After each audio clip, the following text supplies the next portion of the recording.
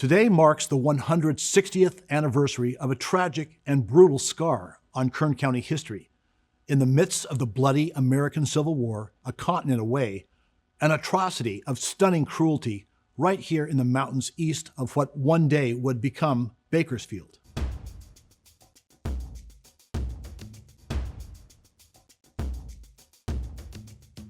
The history of man's inhumanity to man, as manifested by that most barbaric of crimes, the massacre, spans millennia.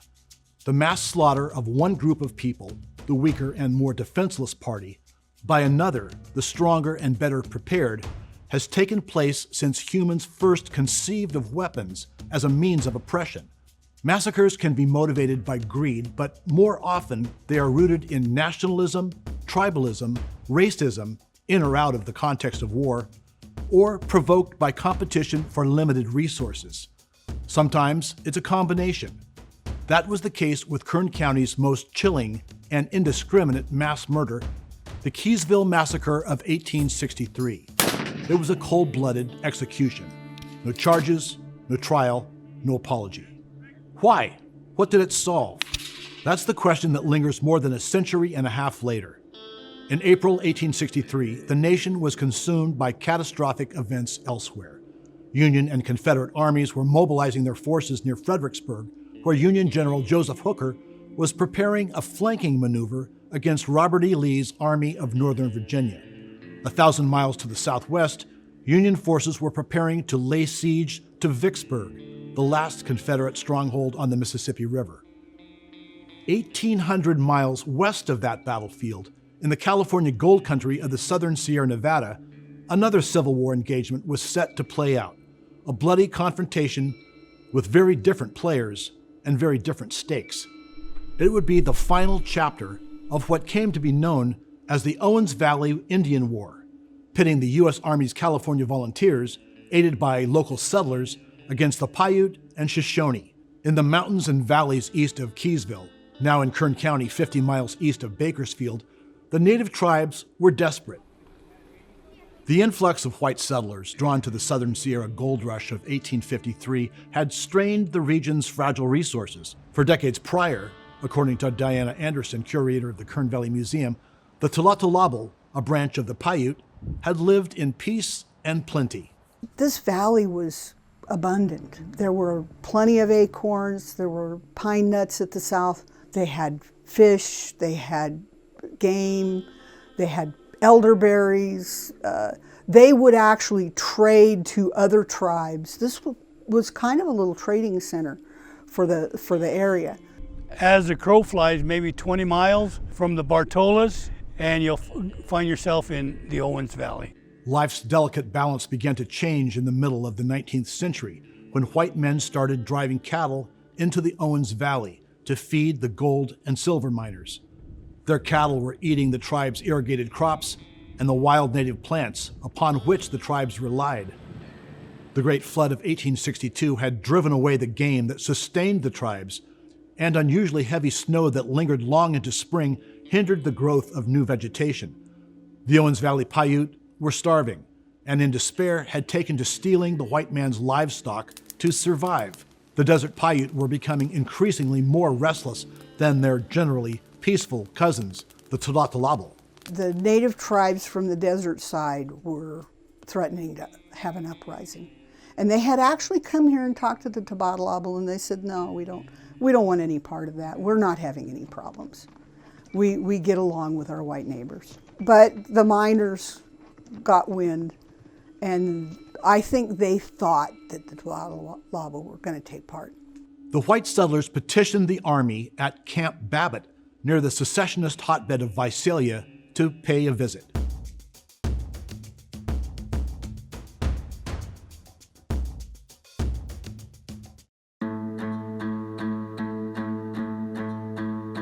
It was April 1863, and while the Civil War raged in the nation's east and south, a different war was smoldering in the far west, including Kern, Tulare, Inyo, and Mono counties, where white settlers and gold rush treasure seekers were taxing the region's limited resources. The native tribes were starving, and some, in desperation, had taken to cattle rustling. the white settlers put out a call for help to Union Army forces at Camp Babbitt at modern-day Visalia. The Army camp had enough on its hands already. Even here in California, the United States government was dealing with dueling Civil War loyalties among its own people. Northern California supported the Union, but Tulare County and points south, all the way to Mexico, were full of Southern sympathizers, some of whom, like con man Asbury Harpending, the self-professed father of Kern County, had dedicated themselves to enriching the Confederacy with California gold. What they couldn't mine themselves, they tried to steal, raiding Union steamships and plundering their cargoes of gold, sometimes in excess of $1 million worth. So the Union troops' tasks included safeguarding California trade routes from both starving natives and traitorous Confederate agents. When he received the Kern Valley settlers' petition, the commander at Fort Babbitt ordered Moses A. McLaughlin, an ambitious 29-year-old Irish-born captain in the California Volunteer Cavalry's 2nd Regiment, to address the situation. So on April 12, 1863, McLaughlin's detachment of 44 men, towing a battlefield cannon and supported by 4 6-mule wagon teams, rode their mounts 120 miles into the Sierras. They'd been given these instructions. The captain will halt a few days in the upper end of the valley, where the difficulties are said to exist, and investigate the matter, and if the position of the Indians should be found as favorable as represented, if deemed advisable, will give them battle. The captain will have a force sufficient to handle any number of Indians that he will be likely to meet at that place. And sufficient that force proved to be. But the Kern River Valley Tlatalabal apparently failed to fully appreciate the situation. On April 17, 1863, McLaughlin's detachment arrived near Keyesville, a helter-skelter, insubstantial gathering of wooden, dirt-floored houses, streetless and schoolless, founded after gold was discovered in the southern Sierra. It's believed that Captain McLaughlin had his detachment camp here, around this grassy knoll, with Keyesville to the west and the north and south forks of the Kern River meeting in the Sierra to the east. Keyesville was 10 miles west of a Tlatalabal village near the mining town of Whiskey Flat on Tilly Creek, called Palikabunup, or Big Water, so named because the Kern River was wide and deep there. Accounts vary on precisely what happened next, but historians generally agree on these details. The soldiers' presence became known throughout the Kern River Valley almost immediately. McLaughlin issued a decree ordering the tribesmen to give up their arms. Alarmed by this, a group of Tlatalabal men went to Joseph Sumner, their friend who operated the Big Blue Mine. He advised them to entrust their guns to him, saying he would hold them until the threat passed. The Tlatalabal agreed to surrender their 18 guns, which in many cases were rusted from lack of maintenance. Some of the native tribesmen, including visiting Paiute from the Owens Valley, decided also to hide. But most of the Tlatalabal did not sense sufficient danger, so they remained in their camps. When Captain McLaughlin learned the Tlatalabal had entrusted their guns to Sumner, he was furious and demanded Sumner surrender their weapons to him. Sumner was threatened with insurrection and gave him up. After meeting with the local residents at Keyesville, McLaughlin summoned Jose Chico, a friendly Owens Valley tribesman who cultivated a farm on the Kern River and spoke enough Spanish to be understood. Chico had served as a guide and interpreter for the explorers John C. Fremont and Edward Kern, and McLaughlin intended to use Chico for that purpose as well. McLaughlin told the settlers they were invited to accompany the soldiers to the natives' encampment to vouch for any Indians they might know as peaceful. But McLaughlin himself had plans other than peace.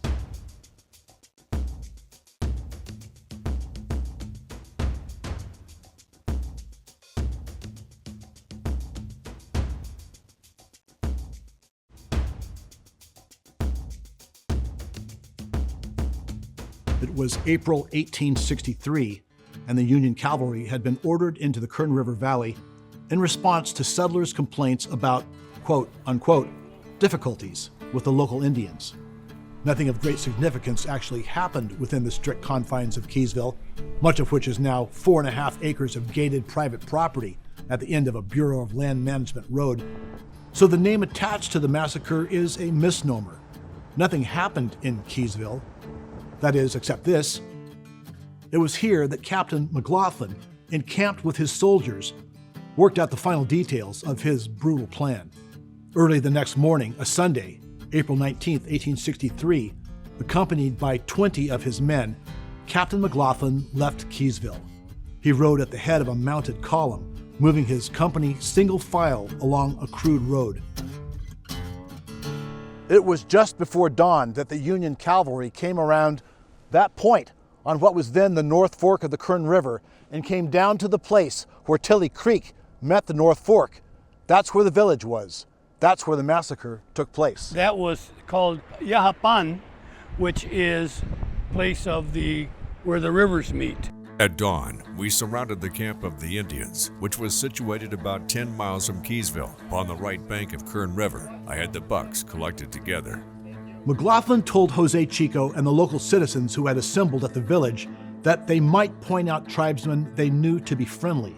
But after Chico had pulled out only about 4 men, including his own brother, McLaughlin stopped him. Clemency was over. The boys and old men I sent back to their camps. As for others, to the number of 35, for whom no one could vouch. McLaughlin told the Indians to line up, and then the two sides assembled, ordered his men to fire on the Tlatalaba. Some tribesmen ran, some tried to fight back.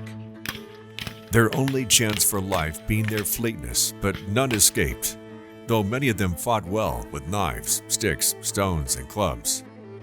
The soldiers passed through among the fallen, wounded men and sabred them where they lay, then mounted up and rode away. The Tlatalaba women, helpless witnesses to the tragedy, dug graves with their hands and buried the bodies, wailing. One of the fallen tribesmen, a Yokuts named Hiasa, was wounded but not killed, shot in the eye and stabbed in the heart, somehow not fatally. Decades later, one witness, a 13-year-old boy, still vividly remembers the sight of Hiasa's injuries. Esteban Miranda talks about he could see his heart beating. But the women scurried him off, and the soldiers thought he was dead. The Tlatalaba women helped the half-blinded man crawl to Sumner's adobe house above the mine, and Sumner hid him in the rocks until the soldiers had left the area. As the Tlatalaba story goes, Hiasa's totem, a rattlesnake, came to the wounded man's side, laid on him, and protected him. Sumner and his family fed and consoled 15 of the Tlatalaba women who were in full mourning, with pine gum and dirt daubed on their faces. Sumner butchered a steer and gave them fresh meat and other food to take with them. But the women were not the only witnesses. 9 tribesmen, most likely Owens Valley Paiute, had been justifiably alarmed by Sumner's warning and had stayed away from the village. That morning, they had been hiding on a rocky ridge above the creek, where they watched the methodical slaughter. Afterward, Captain McLaughlin could not quite bring himself to remorse. From his report, This extreme punishment, though I regret it, was necessary, and I feel certain that a few such examples will soon crush the Indians and finish the war in this and adjacent valleys. It is now a well-established fact that no treaty can be entered into with these Indians. They care nothing for pledges given and have imagined that they could live better by war than peace. They will soon learn that they have been mistaken. As with the forces here, they will soon either be killed off or pushed so far in the surrounding deserts that they will perish by famine.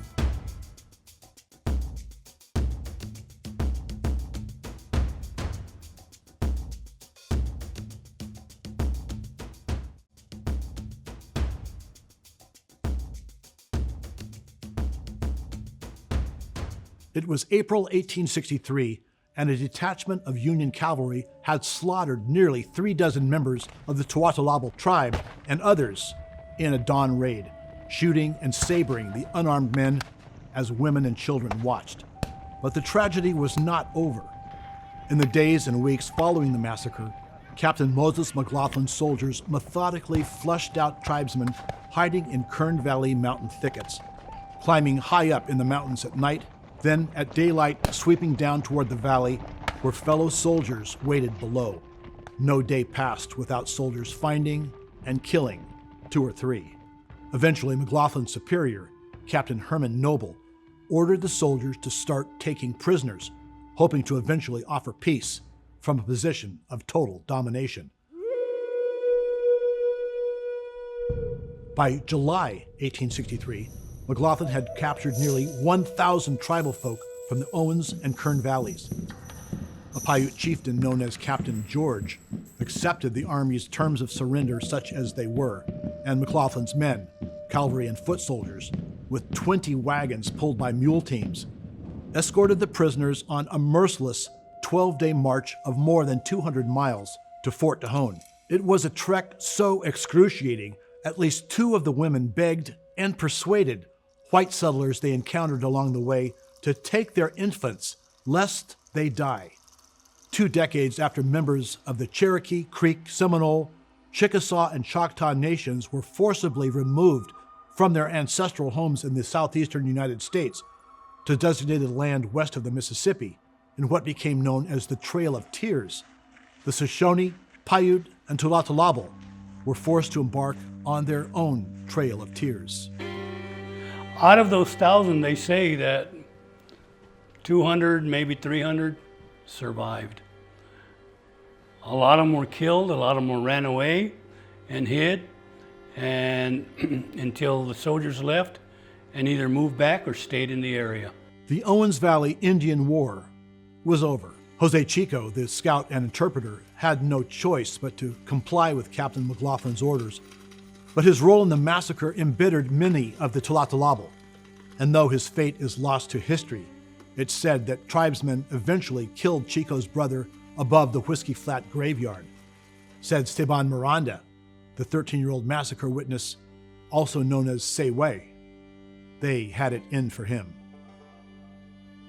Joseph Sumner, the miner who had befriended the natives, petitioned the government for reparations for the Tualatin, describing the atrocity and McLaughlin's role. The outcome of Sumner's petition demands are not known, but McLaughlin suffered repercussions the following January.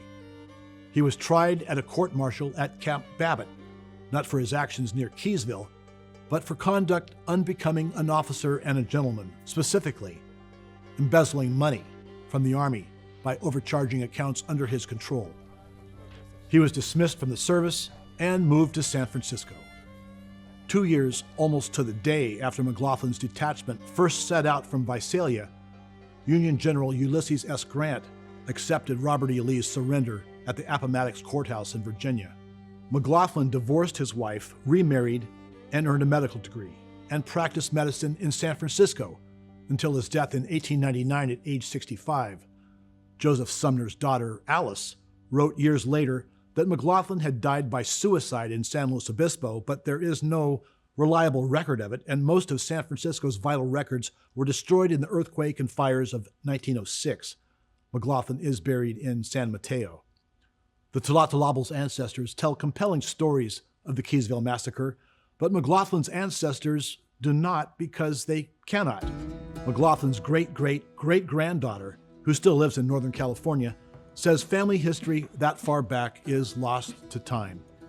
One of McLaughlin's soldiers, Lewis Beardsley, went on to establish a farm near what today is Oildale. He dug Beardsley Canal, which is still in use, and donated the land for Beardsley School, which, yes, students still attend in a modern building. Joseph Sumner went on to serve as Justice of the Peace in Kernville for 40 years. He served until 1910 and died the following year at age 92. East Bakersfield's Sumner Street and the town of Sumner, today known as Old Town Kern, is named for him. The people of the Kern River Valley never forgot the Keyesville Massacre, and several years ago they began to commemorate the tragedy every year on April 19th.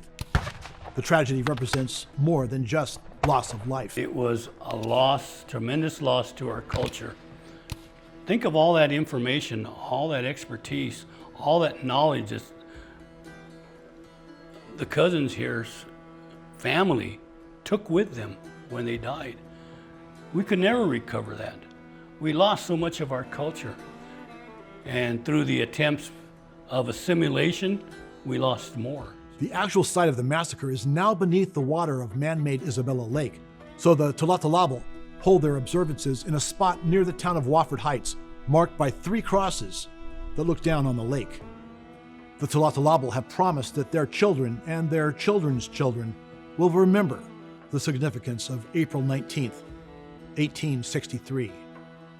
This has been a 17 News special, The Keyesville Massacre, a difficult chapter in Kern County history that, hard as it may be to accept, demands our acknowledgement. I'm Robert Price.